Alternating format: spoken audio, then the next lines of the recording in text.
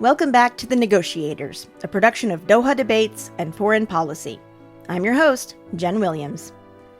This season, we're doing something a little different. 7 narrative episodes exploring 20 years of failed attempts to negotiate a peace deal in Afghanistan.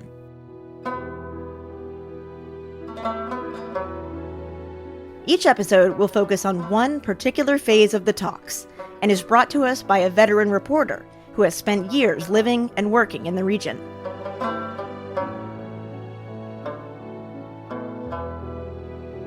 We're calling this series the Afghan Impasse. And if you happen to be a binge listener, you'll be happy to know that all episodes are available right now. First up is Australian-Iranian investigative journalist Soraya Lennie. Soraya has been covering Afghanistan for almost 2 decades and lived there most recently after the Taliban took control in 2021. Soraya is going to take a look at the moment that UN Special Representative for Afghanistan, Lakhdar Brahimi, called the original sin. In the chaotic weeks after the September 11th attacks, many Americans were sad, shocked, and angry. They wanted justice, particularly against Osama bin Laden. He was the head of al-Qaeda and the man behind the attacks on the Pentagon and the World Trade Center. Bin Laden was hiding out in Afghanistan, where he had deep ties to the Taliban government. The Taliban tried several times to reach out to the U.S. to negotiate conditions for turning over bin Laden. But U.S. President George W. Bush told Congress that there would be no, quote, negotiation or discussion. The Taliban must act and act immediately. They will hand over the terrorists, where they will share in their fate. 2.5 weeks after President Bush made that declaration, the U.S. began bombing Taliban troops in Afghanistan. But this was hardly the beginning of the conflict. The last king of Afghanistan ruled for almost 40 years, until he was deposed and fled to Rome. What followed was a period of intense instability. By the time the U.S. invaded, the country had already been at war for more than 20 years. First, there was a communist coup in the late 1970s. Then the Soviets invaded for about a decade. Then, starting in 1989, there were 2 back-to-back civil wars. And then, in 1996, the Taliban took over, but continued to face armed resistance from the north. Just weeks after the U.S. invasion in 2001, a conference was held to negotiate the political future of the country. 4 Afghan factions were in attendance. One was the Northern Alliance, a coalition of former warlords who had been fighting the Taliban for years. The other 3 groups represented Afghans living in exile, some of whom had not even set foot in the country for decades. The Taliban was not invited. Here's reporter Soraya Lennie with the Afghan Impasse, Episode 1, Original Sin. It's November 27, 2001. All manner of the rich and powerful have passed through the doors of the mountaintop Hotel Petersberg in Bonn, Germany, but perhaps never such a motley cast as this. Warlords, exiled monarchists, intellectuals, and enemies so fierce some had already been trying to kill each other for decades. Designer suits and ties to traditional shalwari khamis. Between them, there was little in common, save for 2 things: a love of their homeland and dislike of the Taliban. Well, for some, perhaps a third motive: power. The US was no longer talking to the Taliban, save for demands to hand over Osama bin Laden, says the then Taliban ambassador to Pakistan, Abdel Salam Zaif. Before 9/11, there were meetings between us and the US regarding our mutual concerns. However, after the 9/11 attacks, the meetings ceased, and the Americans decided to wage war against us. America strikes back. Afghanistan is pounded with bombs and missiles from the air and sea. We are supported by the collective will of the world. A resistance group made up of various different Afghan factions, called the Northern Alliance, had been fighting the Taliban with help from neighbouring Iran. The Taliban posed a security threat to Iran through infiltrations, drug smuggling and attacks along the 582 miles of shared border. Now the US had joined Iran in supporting the Northern Alliance, and they were making rapid gains and pushing the Taliban from city to city. Towards the capital at dawn, Guns still rumbled in the distance, and the Northern Alliance commander with whom we witnessed the strikes said they're waiting for orders expected in days to advance on Kabul, still the ultimate goal for these fighters. But once Taliban rule was dismantled, what next? There was no government, no constitution, and certainly no law and order. There was no peace process or political solution. There was simply a rather one-sided war. The Bush administration needed Afghanistan to function, but it was in no mood for talking about how or who would lead. As the President and I think the Secretary have said quite clearly, we're not interested in making up the future government of Afghanistan. We're interested in getting the Taliban to stop providing safe haven for terrorists. And so the US outsourced diplomacy to the UN with clear instructions.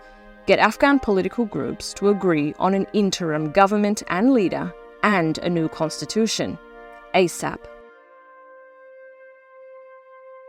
The whole idea of a quick solution is the antithesis of diplomacy, indeed the UN itself. There were no negotiations about negotiations and certainly no room for a second round of talks. This was it. Many thought Spanish diplomat Francis Vendrell, who was the UN's point man on Afghanistan, would be chosen to host the talks. But veteran Algerian diplomat Lakhdar Brahimi got the job as conference mediator instead, and Vendrell was put in charge of the planning. You see, there was always tension between Brahimi and Vendrell. That's political scientist Barnett Rubin, who Brahimi had asked to be his advisor. By 2001, Rubin had already written 6 books about conflict resolution, his first focusing on the search for peace in Afghanistan. Vendrell drafted a paper about who should be invited. Then Brahimi read it and he said to me, go discuss this with Vendrell. Now, normally when Brahimi told me to discuss something with somebody, that meant he was against it. So I went to Vendrell and I said, these people don't represent anyone. We have to do it some other way. But actually, there was no other way. We were in a big hurry because the American military offensive was going on. In a sign of how rushed the conference was, the UN hadn't even processed Rubin's employment paperwork before he was tasked with helping craft an agreement that would change the course of an entire country. I was advocating that defenses should pause in order to let the political process go forward. And I said once they had agreed on a new government, they wouldn't need to fight anymore. Whether that was true or not, the United States definitely was not going to pause the military. So we were under great pressure. And so, as Vendrell suggested, the guest list was set. 4 different Afghan groups, plus the UN as peacemaker, while 18 countries, including Iran, Pakistan and the US, would send representatives. Brahimi sent Rubin to greet the guests. When the Northern Alliance got to the hotel, the woman behind the desk said, okay, we will need the date of birth and the credit card from each of these people. So I said, well, unfortunately, they neither know their date of birth nor do they have credit cards. Brahimi wanted to keep foreign interference to the periphery. There was no escaping it, but it had to be managed. So only Afghans were allowed in the actual talks and subsequent voting sessions. It was to be informal. Brahimi wanted the UN to mediate, not dictate. After all, there were already deep concerns that this whole process was foreign engineered. После совершения варварских террористических актов. Just weeks after September 11, Russian President Vladimir Putin had pledged weapons, ammunition and support to the Northern Alliance. That's the same group Iran and now the US had partnered with. A little more than a month before Bonn, Putin travelled to Tajikistan to meet with the Northern Alliance's political leader, former President Burhanuddin Rabbani, who was living in exile. Putin appeared on TV with Rabbani and said, this is the president of Afghanistan. And then he sent Rabbani into Kabul and sent him a lot of Russian currency in order to start the government moving again. So that was like preempting any negotiated settlement that we might have at Bonn. It's a great honor for me to welcome President Vladimir Putin to the White House. 2 weeks before the Bonn conference. A day of progress and a day of hope. The same day, the Taliban had abandoned Kabul, and despite US calls for the Northern Alliance to stay out, the group moved in. What specifically can be done in the next several days to ensure the safety of the citizens of Kabul? And does the Northern Alliance, now that they've taken that city, enjoy pride of place at the bargaining table in the future of Afghanistan?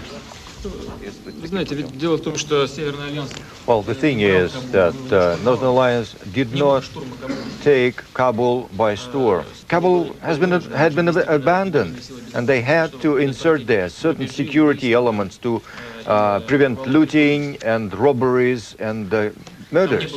The US and Iran had backed the Northern Alliance on the battlefield. Now that the Taliban had been removed from power, that support was fading in favour of a multi-factional, multi-ethnic transitional government that would bring more of Afghanistan's disparate groups to the table. But with the fall of Kabul, the Northern Alliance held all the cards. Northern Alliance leader Burhanuddin Rabbani had taken up residence in the presidential palace and felt that any talks about the future of the country should be held in Afghanistan, not in faraway Germany. He refused to attend Bonn and sent his interior minister, Yunus Qanuni, in his place. The Associated Press caught up with Qanuni as he boarded a plane at Bagram Airport, headed to Germany. Qanuni said, quote, "We have to make an agreement for the future so that peace can come to Afghanistan. For 23 years we've had lots of problems, but now we have to finish, and this is the start."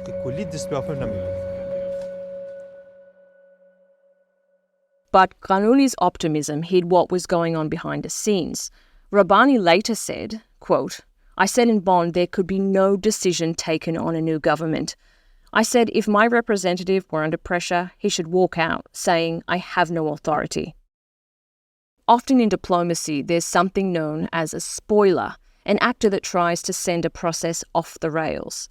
In this case, it was Rabbani who made Qanuni defer back to him before making any decisions. Unofficial talks have begun in Bonn on the political future of Afghanistan. UN Special Representative for Afghanistan Lakhdar Brahimi met with representatives... Aside from the Northern Alliance, there was the Rome Group, made up of exiles centred around Afghanistan's former king. Next came the Cyprus Group, led by the son-in-law of a warlord perhaps best known for raining rockets down on Kabul during the civil war. The Cyprus Group wanted to avoid any return of the former king. And then there was the Peshawar Group, led by Hamid Gilani, who hailed from one of Afghanistan's most prominent and well-respected families. The Gilanis had ties to the former king, but perhaps more importantly, were respected by millions of Afghan refugees in Pakistan's Peshawar. Islamic scholar Fatima Gilani, Hamid's sister, went to Bonn as an advisor to the Cyprus Group. She was troubled by what she saw. Quite frankly, for me, it was very strange that the Taliban were not represented. As if Taliban didn't exist. And this is exactly the sentence I used there. Were they a piece of ice that we put on a hot stone in the sunshine and they disappeared? How could they disappear? Then I said that I don't think this will have a proper future that we expect, because how could we have peace without Taliban? The Taliban was on the run. It was at its weakest and, without leverage, arguably could have been coaxed to compromise or at least into a political solution rather than a military one. Meanwhile, the power dynamic had flipped in a matter of weeks, and it was the Taliban's opponents who had all the leverage and territory. Why not try for a political agreement? After all, they weren't really in danger of losing anything. As for the public, Afghans were war-weary.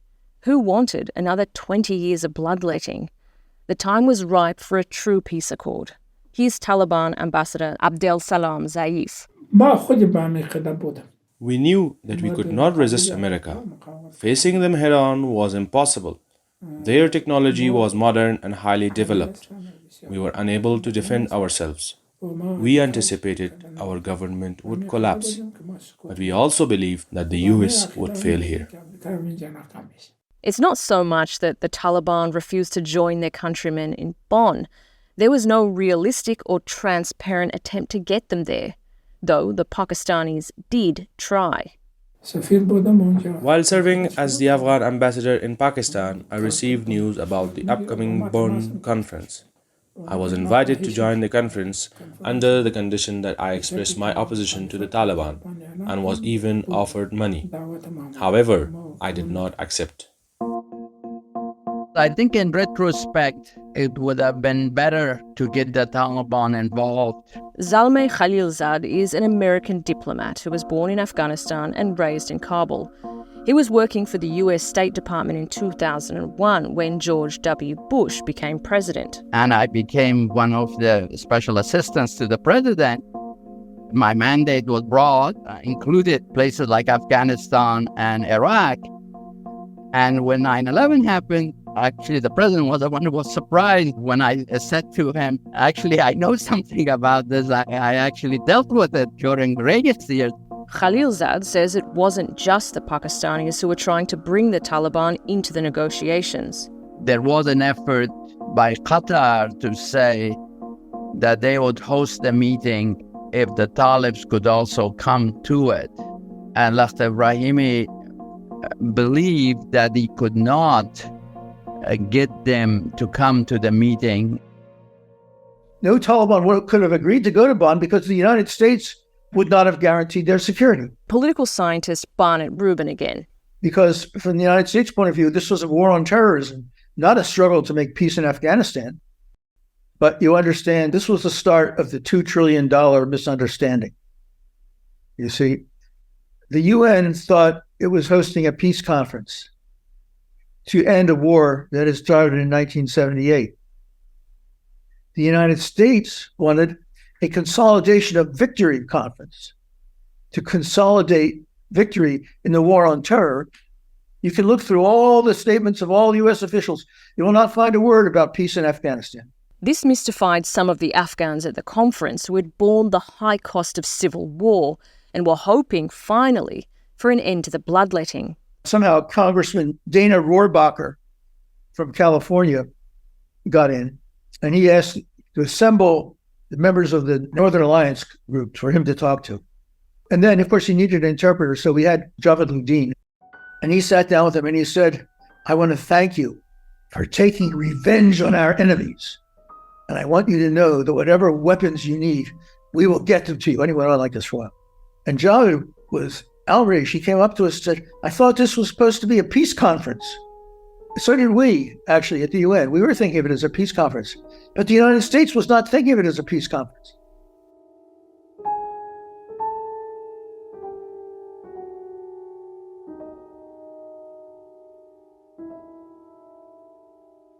You're listening to the Afghan Impasse, a special 7-episode season of The Negotiators from Doha Debates and Foreign Policy.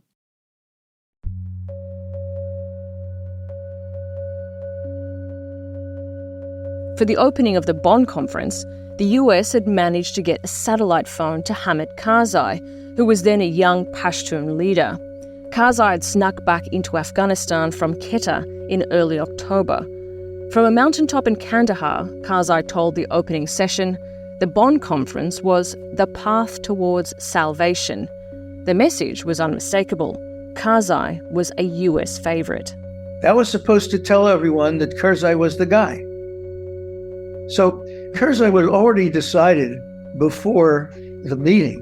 And then there was the problem of how to get it through the process in the meeting. I was frankly surprised when we heard the name of Karzai. Zalmay Khalilzad again. This idea that Mr. Karzai, whom I knew, many of us knew because he used to come to Washington a lot from Pakistan, where he spent time in Quetta during the years of the Taliban. So we all knew him as one of the Afghans who had good relations with the international community, with the world media, but it hadn't occurred to us that the Northern Alliance would accept him as the leader or the interim leader of Afghanistan. In Germany, there's been a successful start to the first day of talks between Afghanistan's opposing factions. On day one, talks advanced quickly. The delegates readily agreed to a roadmap. They would first form an interim administration at Bonn to run the country for the next 3 to 6 months until an emergency lawyer jirga. That's a traditional Afghan council of elders and leaders drawn from the country's many ethnic groups. The lawyer Jirga would then pick a transitional administration to run the country for 2 years, while lawmakers drafted a new constitution. But then things get murky. Who would lead the interim administration? How many ministries would the government need? And who would control them? And what about foreign peacekeepers? We know Karzai was the US's favoured candidate, but another name was also put forward by the exile group loyal to the former king. Here's Zalmay Khalilzad again. The Rome group nominated a gentleman named Mr. Sirat, who had been the Minister of Justice under the king. Abdul Sattar Sirat. He was actually the head of the Rome delegation. And the Northern Alliance vetoed it without making it very public because of family relations between Mr. Qanuni, the leader of that Northern Alliance, and Mr. Sirat. I think they were brother-in-laws. He didn't want it too loudly being said that he had vetoed him. At issue was Afghanistan's tribal groups. The Northern Alliance was mainly made up of Tajiks and Uzbeks, and Sirat, who represented the Rome group, was an Uzbek. But the Northern Alliance knew that the new government would not survive without the participation of the Pashtuns, who had historically held a lot of political power in the country. Mr. Qanuni told me, and I know he must have said the same to the UN, that they needed a Pashtun that they could work with. It wasn't the West who said that, it was the Northern Alliance. Okay, Brian, an important issue, of course, is the placement of security forces. Has this been determined yet? No, and this is an important issue of contention. There's been no decision. Then there was security. The Northern Alliance wanted an all-Afghan peacekeeping force to secure Kabul.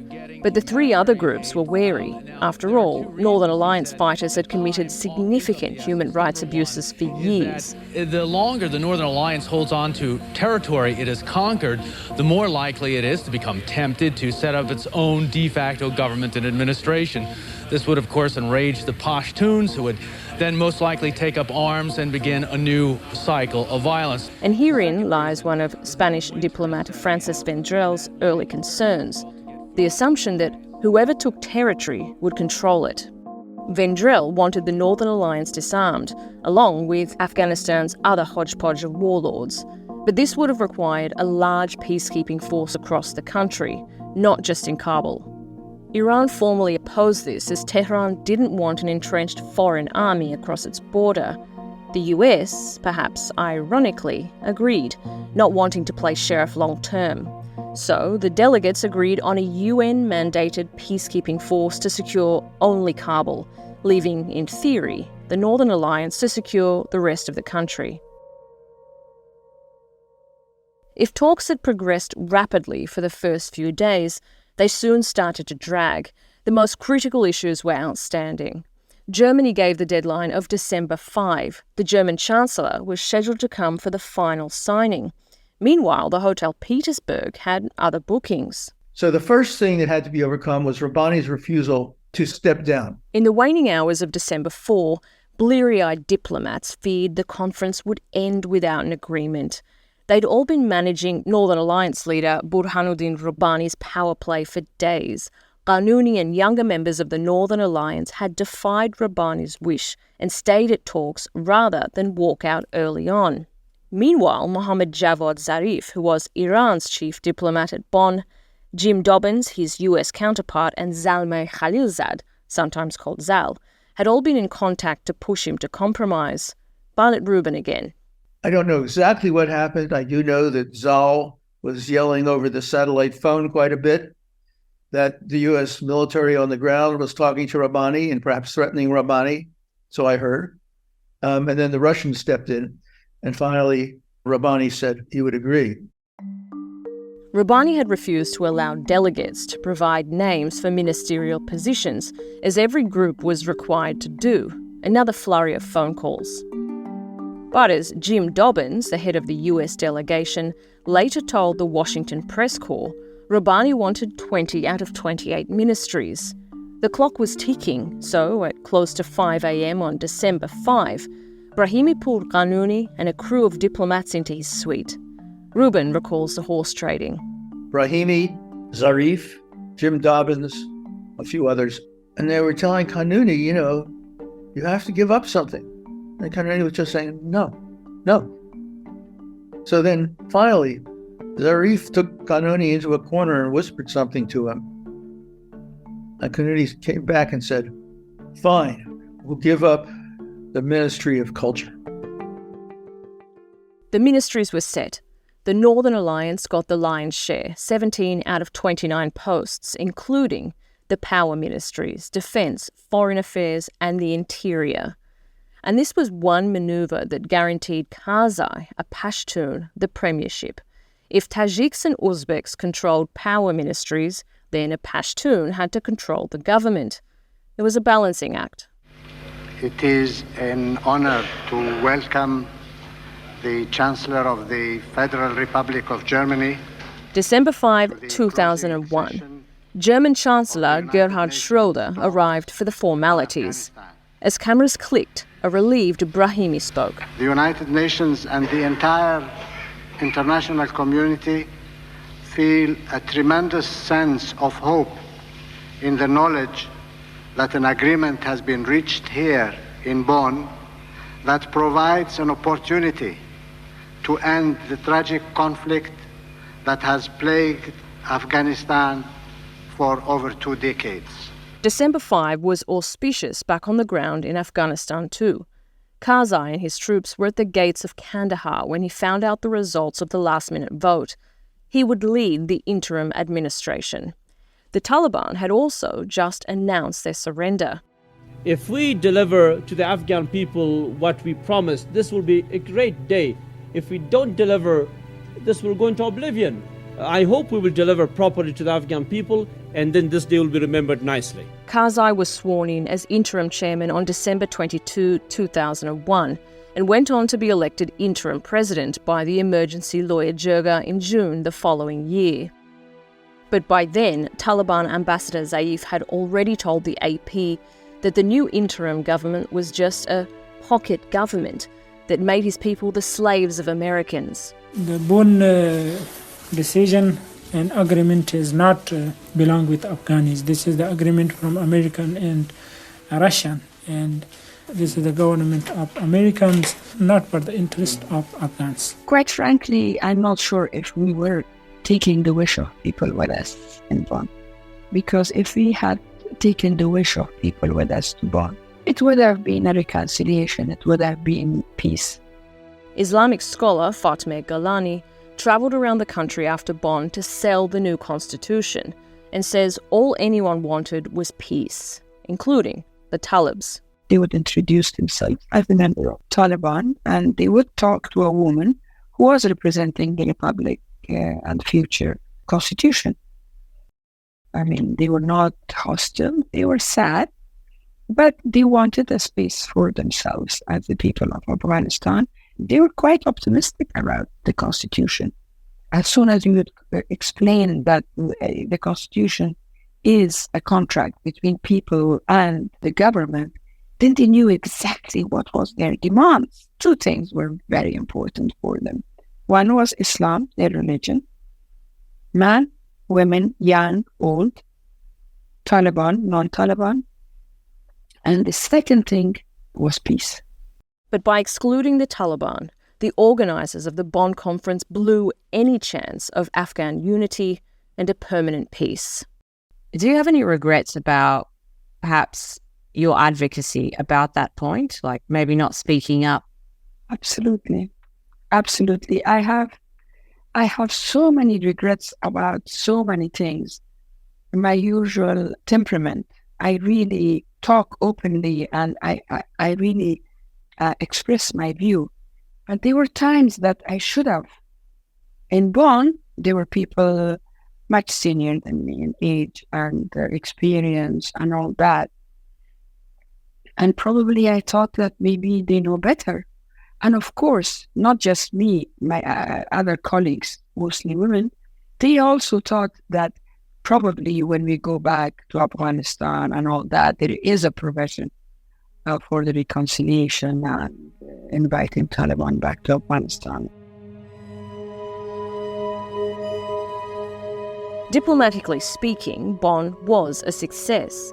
Afghanistan got a roadmap to government, which would result in a new constitution, a lawyer jirga, and later democratic elections. But the agreement lacked substance. Political scientist Barnett Rubin again.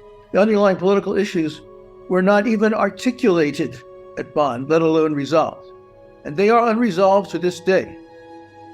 The exclusion of the Taliban at the Bonn peace talks haunts a multitude of diplomats who were there.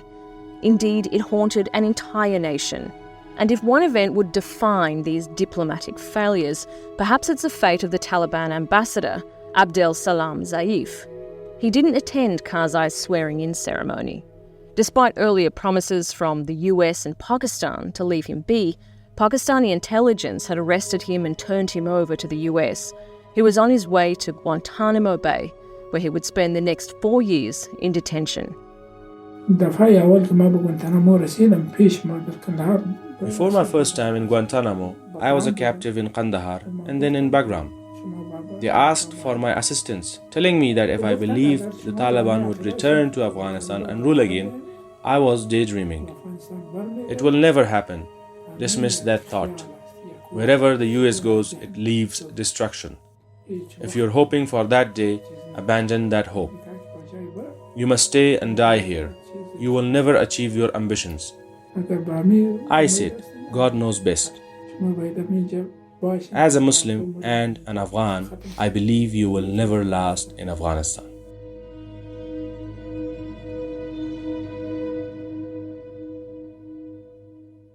It's impossible to know what would have happened if the Taliban had been invited to Bonn. Would the parties have been too far apart to even come to a political resolution in the first place? And if they managed to create a government that actually integrated the Taliban into Afghan society, would that agreement have held? What we do know is what did happen. For the next 5 years, the United States continued a policy of non-engagement with the Taliban. No talks about talks, nothing.